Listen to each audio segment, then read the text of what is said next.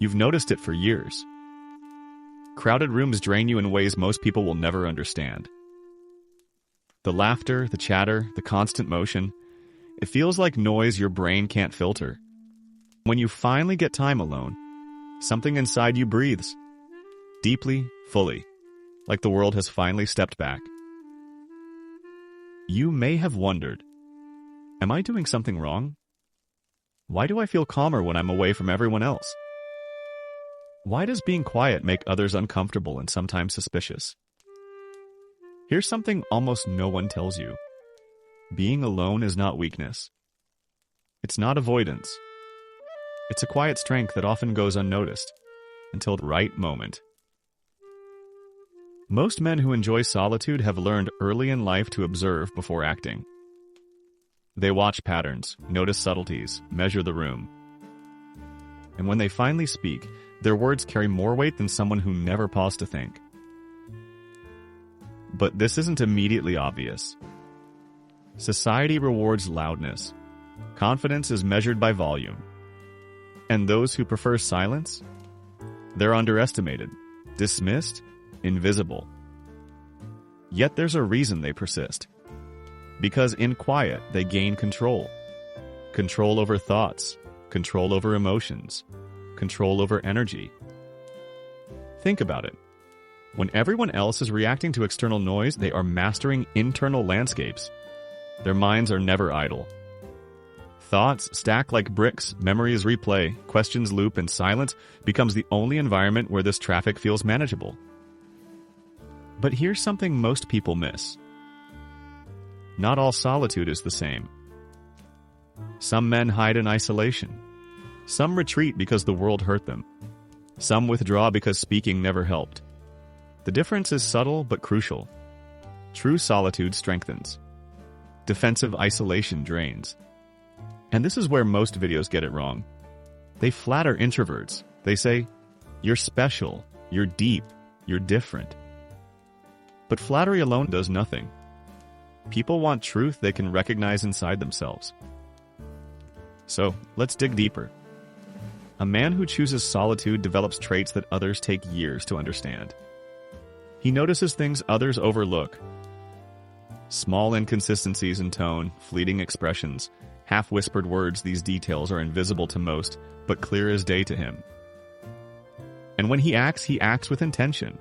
Not impulsively, not for attention, but because it aligns with what he feels internally. This creates friction, because humans around him don't always understand depth. They mistake quiet for apathy. They confuse observation with weakness. And they miss the fact that he is quietly building internal strength every day. There's another element, autonomy of thought. Men who prefer being alone often form opinions slowly. They reflect before expressing. They challenge assumptions internally, revise beliefs in silence, and rarely broadcast their inner processes. The result? When they finally speak, their words feel measured, powerful, surprising. And most people are caught off guard because they underestimated the time spent in quiet. Now, small talk. It feels unbearable, doesn't it? Surface-level conversation offers nothing your mind isn't already doing.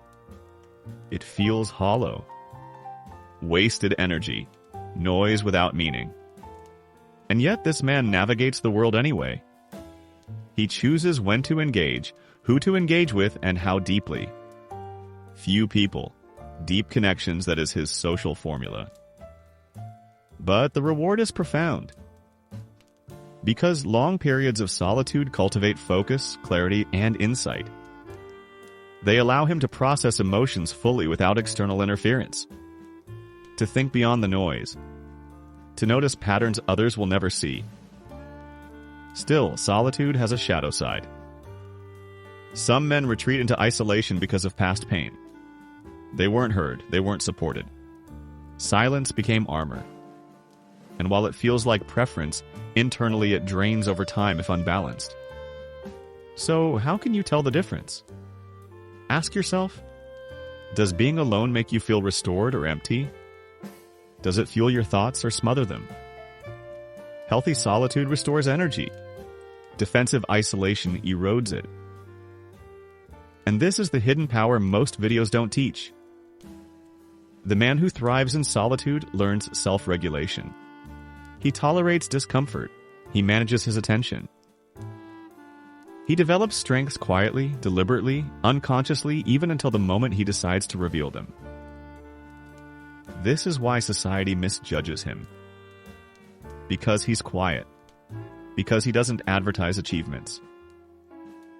Because his transformation happens inside subtle, slow, yet unstoppable. Think about the people you know who seem calm, collected, almost untouchable. Notice how they handle pressure. Notice how they seem to emerge unshaken from chaos. Many of them have learned to embrace quiet for mastery, not for escape.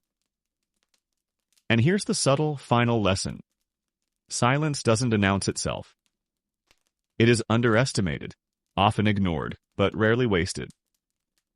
The man who prefers being alone isn't hiding. He's preparing. He's observing. He's cultivating an internal world rich enough to navigate any external storm. And that is why he often wins not loudly, not visibly, but profoundly. Because while the world races to be seen, he has already been understanding, evolving, and mastering himself in silence.